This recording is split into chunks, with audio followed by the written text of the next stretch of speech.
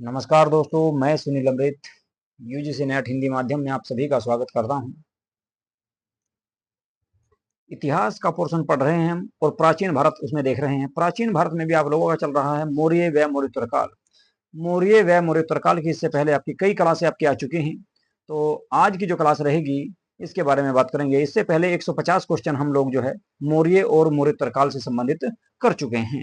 तो 150 के बाद के जो क्वेश्चन हैं उनके बारे में आज देखते हैं। तो चलिए करते हैं अपनी क्लास को स्टार्ट। यदि आप लोगों ने हमारे चैनल को सब्सक्राइब नहीं किया है तो प्लीज हमारे यूट्यूब चैनल को सब्सक्राइब अवश्य कर लें और भाई वीडियो को लाइक तथा शेयर जरूर कर दिया करो। तो सबसे पहला जो क्वेश्चन है आप लोगों के सामने वो देखते हैं कौन सा है। रही बात पीडीएफ की, भाई देखो कुछ बच्चों का अभी भी मैसेज आ रहा है कि सर पीडीएफ कहां पर प्राप्त होगी। पीडीएफ आपको मिलेगी संसार अकेडमी, संसार SANSAR संसार अकेडमी टेलीग्राम चैनल पर। भाई संसार अकेडमी ACADEMY संसार अकेडमी टेलीग्राम चैनल है। संसार academy Telegram channel Telegram channel Telegram channel पर आपको ये पीडीएफ सारी प्राप्त होगी, पेपर 1 की भी और पेपर 2 की भी। तो सबसे पहला क्वेश्चन देखते हैं।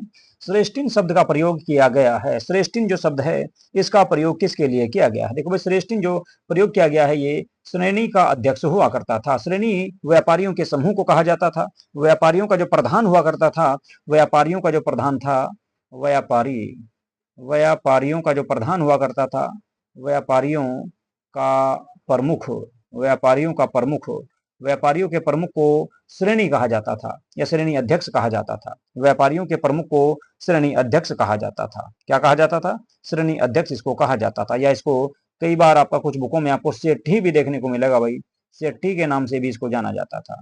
सेठी के नाम से भी इसको जाना जाता था। सेठी के नाम से भी इसको जाना जाता था। ठीक है जी। चलिए अगला क्वेश्चन देखेंगे कौन सा है। अगले क्वेश्चन की अगर बात करें तो अगला क्वेश्चन है, किसने अपने ग्रंथ में मुद्रा जालसाजों को संदर्भित किया है? बताओ भाई, कौन सा वो लेखक है जिसके द्वारा मुद्रा जालसाजों को या मुद्रा फर्जी मुद्रा बनाने वालों को संदर्भित किया है? तो अर्थशास्त्र नामक पुस्तक में कौटिल्य ने उनको संदर्भित किया है या उनके बारे में जानकारी दी है। अगला क्वेश्चन देखेंगे। आज का तीसरा क्वेश्चन, क्वेश्चन नंबर 153। मौर्यों के समय कंटक शोधन न्यायालय का न्यायाधीश किस नाम से जाना जाता था? बताओ भाई, कंटक शोधन जो न्यायालय हुआ करता था उसका जो प्रमुख होता था उसे क्या कहा जाता था? कंटक शोधन न्यायालय का जो प्रमुख होता था उसको कहा जाता था क्या? प्रदेष्टा। उसको प्रदेष्टा के नाम से जाना जाता था। भाई प्रदेष्टा के नाम से जाना जाता था।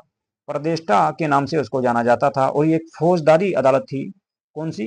कंटक शोधन जो थी ये एक आपकी फौजदारी अदालत, फौजदारी न्यायालय था। भाई फौजदारी न्यायालय था। फौजदारी न्यायालय में मारपीट लड़ाई झगड़े के केस शामिल किए जाते हैं। कैसे होते हैं भाई? मारपीट मारपीट हत्या मारपीट हत्या, चोरी चोरी झगड़े आदि केस को इसमें शामिल किया जाता था। तो इसका जो प्रमुख हुआ करता था उसको प्रदेष्टा कहा जाता था। उसको प्रदेष्टा के नाम से जाना जाता था। तो डी ऑप्शन आपका सही हो जाएगा। अगले क्वेश्चन की बात करते हैं। अगला क्वेश्चन है, बढ़िया क्वेश्चन है भाई, यूजीसी नेट 2017 में आया था। मिलान करना है आपको इसमें, ठीक है। बताना है कि कौन सा इसमें उपरोक्त में सही नहीं है, सही युग्म सही नहीं है। तो करवाचक शब्द दिए गए हैं एक तरफ और एक तरफ उनका अभिप्राय दिया गया, यानी कौन से शब्द का क्या अर्थ था। जैसे मान लो वृष्टि, वृष्टि दिया गया है। वृष्टि का अर्थ होता है बेगार कराना। बेगार मतलब कि फ्री में काम कराना, फ्री में काम कराना। इसके बाद भाग दिया गया है। भाग का अभिप्राय होता है क्या? भूमि कर। भाग का अभिप्राय था भाई क्या? भूमि कर। इसका अभिप्राय था भूमि कर, भूमि पर टैक्स। इसके अलावा कर, कर का अर्थ होता था महसूल, महसूल। और प्रणय का अर्थ होता था आपात कर, इमरजेंसी में लिया जाने वाला कर। तो कुल मिलाकर इसका जो सही आंसर होगा, सही मिलान नहीं है, वो बी का मिलान सही नहीं था। बी का मिलान सही नहीं था। ठीक है जी, बाकी सारे सही सुमेलित हैं, बी आपका सही सुमेलित नहीं था। अगले क्वेश्चन पे चलेंगे। अगला क्वेश्चन भी आपका यूजीसी नेट 2017 में आया है। मैगस्थनीज के द्वारा लिखित इंडिका लुप्त लुप्त हो गई, किंतु उसके अंश किन यूनान और रोम ग्रीकों रोमन के लेखकों की कृतियों में बचे हुए हैं। ये बात सत्य है कि इंडिका नामक जो पुस्तक है ये लुप्त हो गई है, ये कहीं पर आपको नहीं मिलेगी, लेकिन इस पुस्तक के कुछ अंश, कुछ भाग आपको कई लेखकों की पुस्तकों में देखने को मिलेंगे। जैसे आपके प्लिनी द एल्डर नामक पुस्तक है, इसके अलावा डायोडोरस सिलूकस नामक पुस्तक है, और स्ट्रैबो की जो पुस्तक है, इन पुस्तकों में इस बात की इंडिका के कुछ अंश, कुछ भाग आपको देखने को मिलते हैं। तो ऑप्शन सी आपका इसमें सही रहेगा। ऑप्शन सी आपका इसमें सही रहेगा। अगले क्वेश्चन की बात करते हैं। अगला क्वेश्चन है, निम्नांकित में से कौन सी पुस्तक पहली है जो अधिकारियों को वेतन के रूप में नकद देने का सुझाव देती है? कौन सी वो पुस्तक है जिसमें कहा गया भाई कि अधिकारियों को नगद वेतन दिया जाएगा, नगद सैलरी दी जाएगी? एक ही पुस्तक है भाई, देखो, अर्थशास्त्र, कौटिल्य या चाणक्य की पुस्तक, चाणक्य की जो पुस्तक है अर्थशास्त्र, इसमें इस बात का जानकारी दी गई है। इसमें इस बात की जानकारी दी गई है कि अधिकारियों को नगद वेतन दिया जाएगा। कितना? सर्वोच्च अधिकारी जो होगा उसको 48,000 पण दिए जाएंगे, और सबसे निम्न जो अधिकारी होगा उसे 60 पण के रूप में वेतन दिया जाएगा। 60 पण के रूप में वेतन दिया जाएगा। इस बात की जानकारी मिलती है किससे? अर्थशास्त्र नामक पुस्तक से हमको इस बात की जानकारी प्राप्त होती है। चलिए जी, आगे देखेंगे, आगे बात करेंगे। अगला क्वेश्चन कौन सा है आपके सामने? अगला क्वेश्चन भी आपका यूजीसी नेट 2015 में आपका एग्जाम में देखने को मिला भाई। निम्न में से अशोक के किस अभिलेख में यह संकेत मिलता है कि उसने मृत्युदंड समाप्त नहीं किया था? कौन से शिलालेख में इस बात की जानकारी मिलती है कि अशोक ने मृत्युदंड देना बंद नहीं किया? भाई चतुर्थ स्तंभ लेख जो है आपका, चतुर्थ स्तंभ लेख में इस बात की जानकारी मिलती है कि अशोक ने मृत्युदंड देना बंद नहीं किया था। मृत्युदंड देना बंद नहीं किया था, इस बात की जानकारी किसमें मिलती है? तो वो मिलती है भाई चतुर्थ स्तंभ लेख जो है अशोक का, उसमें इस बात की जानकारी मिलती है। चलिए जी, अगला क्वेश्चन देखेंगे। अगला जो क्वेश्चन है आप लोगों के सामने, अगला क्वेश्चन 158, कौटिल्य अर्थशास्त्र के अनुसार निम्न में से कौन सिक्के के प्रचलन के लिए उत्तरदायी था? सिक्के के प्रचलन के लिए कौन सा अधिकारी जो है उत्तरदायी हुआ करता था? देखिए भाई, सिक्के के प्रचलन के लिए लक्षणाध्यक्ष जो होता था, लक्षणाध्यक्ष का काम होता था सिक्के का प्रचलन कराना या सिक्के को चलाना। ठीक है जी, तो इसका सही आंसर होगा आपका बी ऑप्शन, आपका सही हो जाएगा। अगला क्वेश्चन देखेंगे 159, भारत का निम्नलिखित कौन वर्तमान प्रांत मौर्य साम्राज्य का अंग नहीं था? मैंने आपको बताया था कि मौर्य साम्राज्य में ना तो तमिलनाडु शामिल था और ना ही केरल शामिल था, जबकि कश्मीर का क्षेत्र जो है इसमें शामिल हुआ करता था। तो कुल मिलाकर आपका सही आंसर जो होगा वो आपका सी ऑप्शन इसमें होगा भाई। बी और ए और बी दोनों सही रहेंगे, है जी, क्योंकि तमिलनाडु में उस समय आपका जो है आपका तंजौर वाले क्षेत्र में थी, तंजौर वाले क्षेत्र में पांडे वंश के राजा शासन कर रहे थे। इसके अलावा आपका कुछ क्षेत्रों में चोल साम्राज्य के भी शासन देखने को मिलता है। तमिलनाडु में चोल और केरल के क्षेत्र में पांडे, कुछ क्षेत्रों में पांडे देखने को मिलते हैं। तो इन दोनों पर अधिकार नहीं था किसका? मौर्य साम्राज्य का या मौर्य काल का। अगला क्वेश्चन देखेंगे, क्वेश्चन नंबर 160, जनपद स्तर पर मौर्य अधिकारियों का सही अवरोही क्रम क्या था? बताओ भाई, जनपद यानी कि जिला स्तर पर, जिला स्तर पर जो सही क्रम हुआ करता था अधिकारियों का, उसमें आपके कौन थे? प्रादेशिक थे, राजुक थे और युक्त हुआ करते थे। प्रादेशिक, राजुक और युक्त हुआ करते थे। ठीक है जी, प्रादेशिक, राजुक और युक्त हुआ करते थे। ये अवरोही क्रम है, ये अवरोही क्रम रहेगा भाई। ठीक है, चलिए जी, अगला क्वेश्चन देखेंगे। अगला क्वेश्चन जो है आप लोगों के सामने 161, अर्थशास्त्र में उल्लिखित सीता अध्यक्ष किस विभाग का प्रमुख हुआ करता था? बताओ भाई, सीता जो अध्यक्ष था, बहुत आसान सा क्वेश्चन है, ये सरकारी भूमि का या कृषि का ये प्रमुख हुआ करता था। तो कुल मिलाकर बी ऑप्शन आपका इसमें सही रहेगा, है जी, बी ऑप्शन आपके इसमें सही रहेगा, इसको सीता अध्यक्ष कहा गया।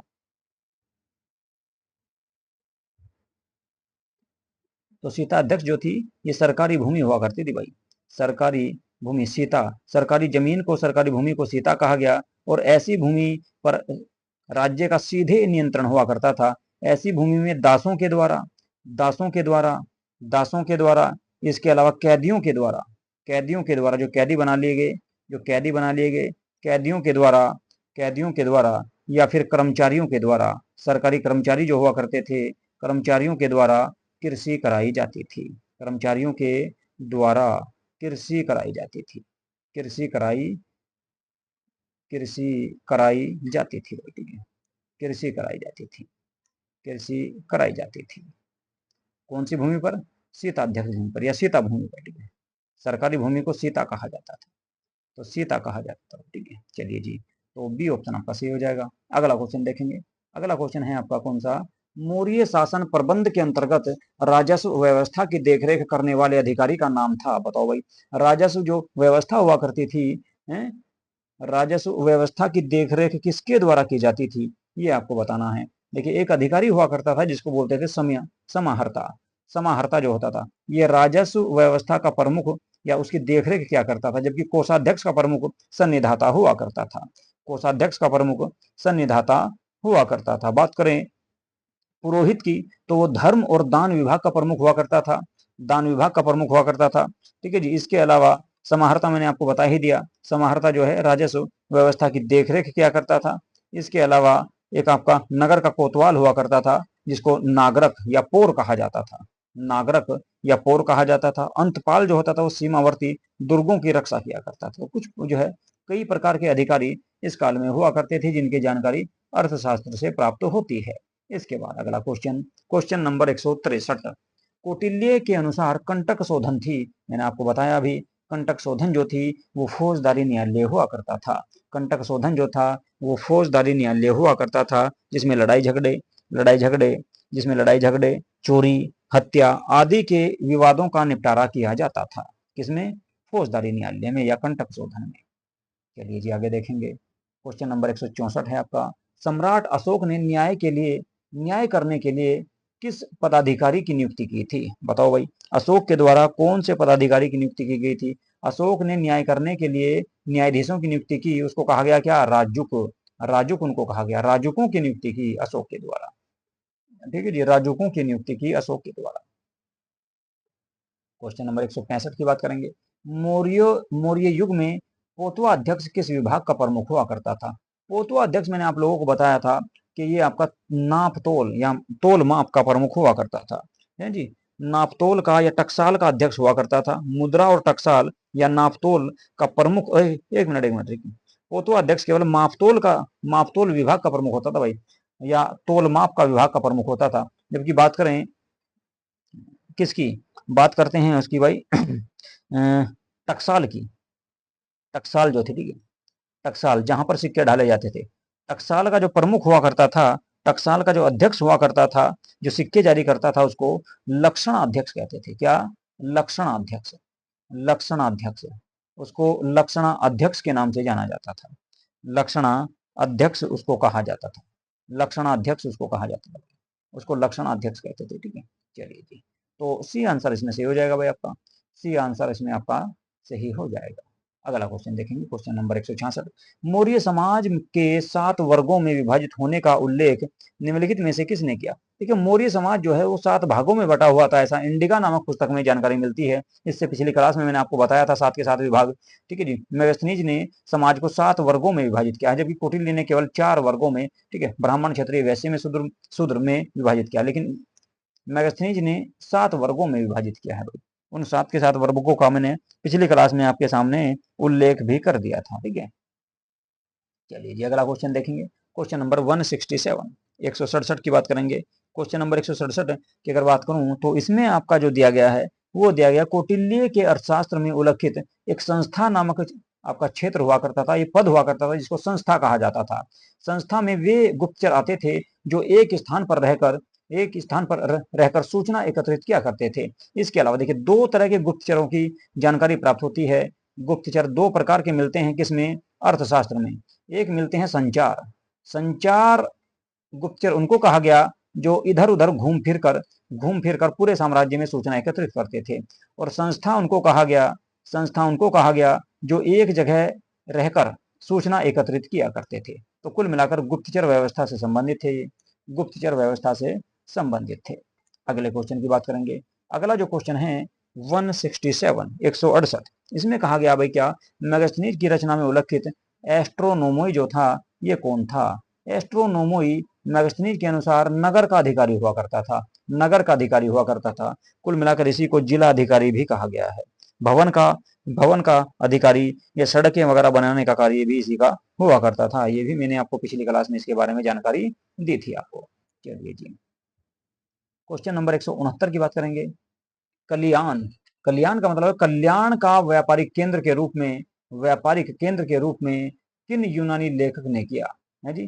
कल्याण का व्यापारिक केंद्र के रूप में उल्लेख किस यूनानी लेखक के द्वारा किया गया है, किस यूनानी लेखक के द्वारा किया गया है। एक लेखक है आपके कोसमास, कोसमास जो लेखक हैं, कोसमास जो लेखक हैं, इनके द्वारा, इनके द्वारा इस बात की जानकारी दी गई है कि भाई कल्याण का व्यापारिक केंद्र, कल्याण का व्यापारिक केंद्र का उल्लेख जो किया गया है वो कोसमा के द्वारा किया गया है जी, कोसमास के द्वारा किया गया। तो बी आंसर इसका सही हो जाएगा भाई, बी आंसर आपका इसमें सही हो जाएगा। अगला क्वेश्चन देखते हैं। अगला जो क्वेश्चन है आप लोगों के सामने, क्वेश्चन नंबर 170, क्वेश्चन नंबर 170 है भाई, है जी। इसका आंसर बताओ क्या होगा, इसको पढ़ो और इसका आंसर दो, है जी। निम्नलिखित में से किसने लिखा कि भारतीयों को लेखन कला का ज्ञान नहीं था। कौन सा वो लेखक था जिसने कहा कि भारतीयों को लेखन कला का ज्ञान नहीं था, लेखन कला का ज्ञान नहीं था। मैंने आपको बताया कि एक पुस्तक है आपकी इंडिका, इंडिका जो पुस्तक है, इंडिका पुस्तक में इस बात की जानकारी मिलती है, इस बात की जानकारी मिलती है या इस बात के बारे में लिखा गया है कि भारतीयों को लेखन कला का ज्ञान नहीं था, भारतीयों को लेखन कला का ज्ञान नहीं था। मैगस्थनीज के द्वारा जो सेल्यूकस निकेटर का राजदूत हुआ करता था, उसे चंद्रगुप्त मौर्य के दरबार में भेजा गया और ये एक यूनानी राजदूत था भाई, यूनानी राजदूत था जिसने अपनी अपना जो विवरण दिया वो इंडिका नामक पुस्तक में दिया, इंडिका नामक पुस्तक में दिया है, इंडिका नामक पुस्तक में दिया है। और इसने जो है इंडिका नामक पुस्तक में दिया है, इसी में इसने बताया है कि भारतीयों को लेखन कला का ज्ञान नहीं था, लेखन कला से ये लोग अपरिचित थे, लिखित जो है प्रक्रिया से ये लोग अपरिचित थे। इस बात की जानकारी इसी पुस्तक से प्राप्त होती है, किससे, इंडिका से। चलिए जी आगे चलेंगे, अगला क्वेश्चन देखेंगे, क्वेश्चन नंबर 171, यानी बढ़िया क्वेश्चन है भाई, और यूपी पीसीएस में आपको देखने को मिला था 2005 में। निम्नलिखित में से किन राजाओं ने सौराष्ट्र अंचल में जल संसाधन व्यवस्था पर पर्याप्त धन दिया। बताओ भाई कौन कौन से वे राजा थे जिन्होंने सुदर्शन झील की मरम्मत करवाई या सुदर्शन झील के लिए पैसा दिया। कुल मिलाकर यही इसमें पूछ रहा है। सुदर्शन झील जो है आपकी, सुदर्शन झील कहाँ पर है, मैंने आपको बताया था पिछली क्लास में कि ये आपकी गिरनार पर्वत जो पड़ता है, गिरनार, गिरनार पर्वत कहाँ पर है भाई, गिरनार पर्वत गुजरात के सौराष्ट्र क्षेत्र में है, गुजरात के सौराष्ट्र क्षेत्र में, गुजरात के सौराष्ट्र क्षेत्र में गिरनार पर्वत है। और वहीं पर, और वहीं पर आपका जो ये शासक थे चंद्रगुप्त मौर्य, अशोक, रुद्रदामन और स्कंदगुप्त, चारों राजाओं ने, चारों शासकों ने इस झील के बारे में पैसा दिया या इस झील की मरम्मत के लिए, इस झील के निर्माण के लिए पैसा दिया। सबसे पहले किसने दिया भाई, चंद्रगुप्त मौर्य ने बनवाई। चंद्रगुप्त मौर्य के एक गवर्नर हुआ करते थे पुष्यगुप्त, उनके द्वारा इस जो है झील का निर्माण करवाया गया। बाद में अशोक ने भी इसकी मरम्मत करवाई और उसके बाद बात करें रुद्र जो है आपके शासक थे कौन, रुद्रदामन, इन्होंने भी आपकी इसकी मरम्मत करवाई। और स्कंदगुप्त जो गुप्त वंश के शासक थे, इन्होंने भी इसकी मरम्मत करवाई। तो डी ऑप्शन इसका सही हो जाएगा। और इन सब की जानकारी कहां से मिलती है भाई, जानकारी का स्रोत है जूनागढ़ का अभिलेख, जूनागढ़, जूनागढ़ का जो शिलालेख है, जूनागढ़ का जो अभिलेख है, जूनागढ़ का अभिलेख, इस अभिलेख में इस बात की जानकारी मिलती है कि इन चारों ने, इन चारों ने इस झील के लिए पैसा दिया था, इस झील पर काम करवाया। जूनागढ़ अभिलेख से इस बात की जानकारी मिलती है। ठीक है जी, बताओ आगे चलें, यहां तक हो गया भाई सबका।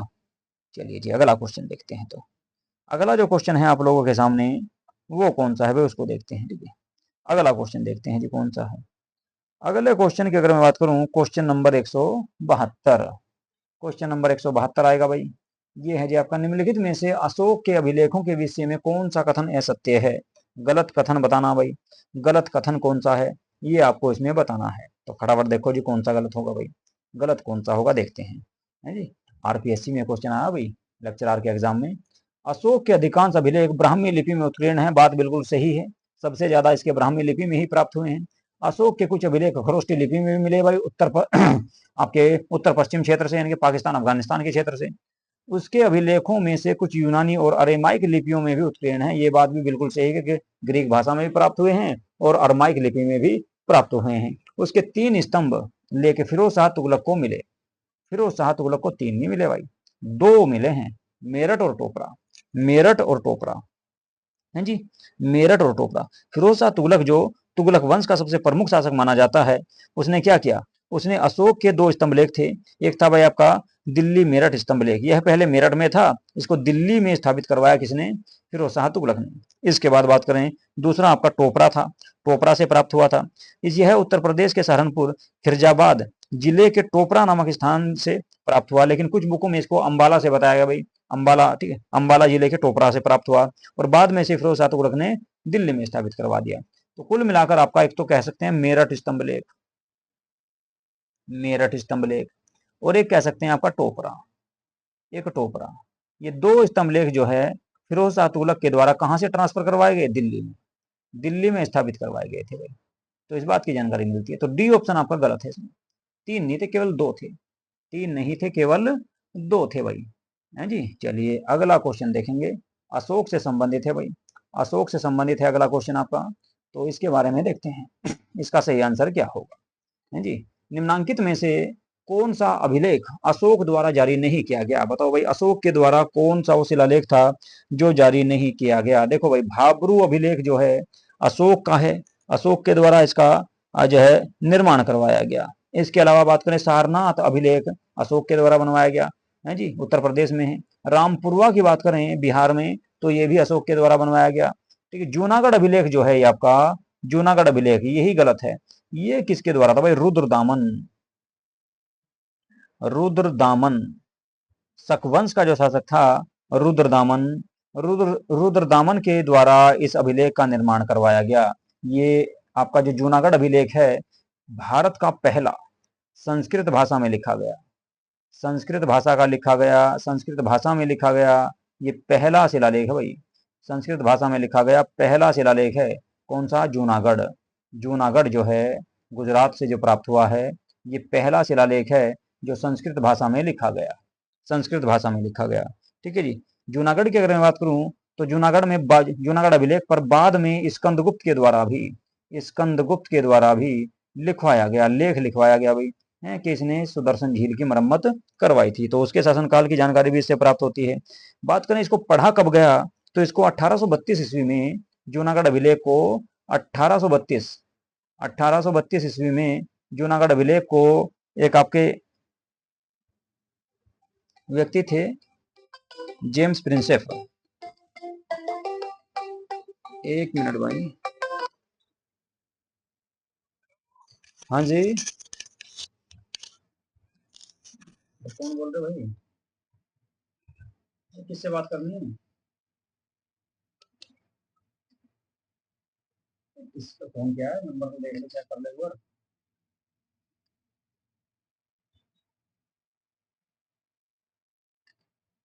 ठीक है भाई, चलिए।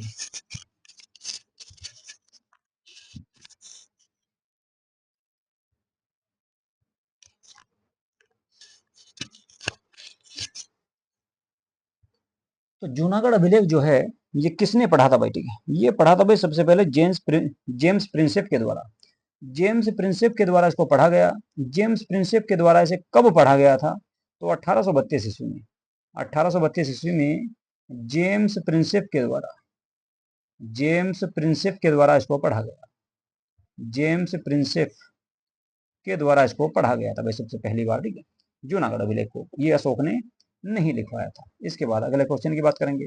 अगला क्वेश्चन भाई मिलान करने वाला है, राजधानी मिलान करनी थी। देखो भाई, कलिंग की राजधानी, इसको मैंने इससे पिछली क्लास में बिल्कुल आपका डिटेल से इसके बारे में बताया था आपको, ठीक है।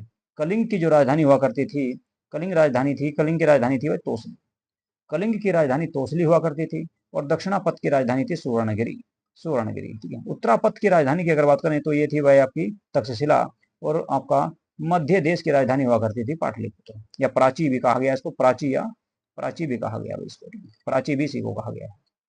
तो कर लो मिलान भाई, एक आ जाएगा आपका कौन सा, डी, सॉरी चौथा, तो एक चौथा आपका पहले ऑप्शन में दिया गया, पहले ऑप्शन में ही आपका ये दिया गया, तो कुल मिलाकर ए ऑप्शन इसका सही हो जाएगा, है जी। ए ऑप्शन ही इसका आपका सही हो जाएगा। चलिए जी, ये ऑप्शन आपका सही हो जाएगा भाई। अगला क्वेश्चन देखते हैं। अगला जो क्वेश्चन आप लोगों के सामने है, आज का आखिरी क्वेश्चन है भाई। आज का ये आखिरी क्वेश्चन रहेगा। अशोक की देवनाम प्रियदर्शी के रूप में पहचान देने वाला अभिलेख किस स्थान पर प्राप्त हुआ है? बताओ भाई, कहाँ से मिला है ये अभिलेख? ये अभिलेख मिला भाई मास्की अभिलेख, गुर्जरा अभिलेख, और आपका एक अभिलेख प्राप्त होता है कौन सा भाई? नेट्टूर अभिलेख। नाम लिख देता हूं मैं सारों के, जिसमें अशोक के नाम की जानकारी मिलती है। कौन कौन से में मिलती है भाई? एक तो मास्की में प्राप्त होती है, मास्की अभिलेख में प्राप्त होती है। इसके अलावा एक आपका, मैंने आपको बताया कि गुर्जरा अभिलेख जो है, गुर्जरा गुर्जरा अभिलेख जो है, इसमें भी जानकारी मिलती है। एक अभिलेख है आपका नेट्टूर, नेट्टूर जो अभिलेख है, नेट्टूर जो अभिलेख है, नेट्टूर अभिलेख जो है, इसमें भी इस बात की जानकारी मिलती है। किसकी? देवनाम पिए अशोक की। इसके अलावा एक और है भाई आपका, 4 अभिलेख हैं। एक है उदय गोलम, उदय गोलम, उदय गोलम जो अभिलेख है, उदय गोलम, इसमें भी अशोक के नाम की जानकारी मिलती है। तो कुल मिलाकर ये 4 ऐसे शिलालेख हैं, 4 ऐसे अभिलेख हैं जिनमें अशोक के नाम की जानकारी प्राप्त होती है। क्या? देव नाम पिए अशोक, देव नाम पिए प्रियदर्शी अशोक की जानकारी मिलती है। तो मास के अभिलेख से मिलेगी, मास के अभिलेख से मिलेगी। तो ये थी भाई आज की आपकी क्लास। आप लोगों को आज की क्लास कैसी लगी इसके बारे में जरूर बताएं। यदि आप लोगों ने हमारा चैनल सब्सक्राइब नहीं किया है तो प्लीज़ हमारे चैनल को सब्सक्राइब जरूर कर लें, और भाई वीडियो को लाइक जरा शेयर जरूर कर दिया करो। और यदि आपकी कोई भी समस्या है, किसी भी प्रकार की कोई टॉपिक आपकी समझ में नहीं आ रहा है, प्लीज़ हम लोगों को जो है कमेंट बॉक्स में जरूर बताएं। चलिए, यहीं पे करेंगे आज की क्लास को समाप्त। नमस्कार।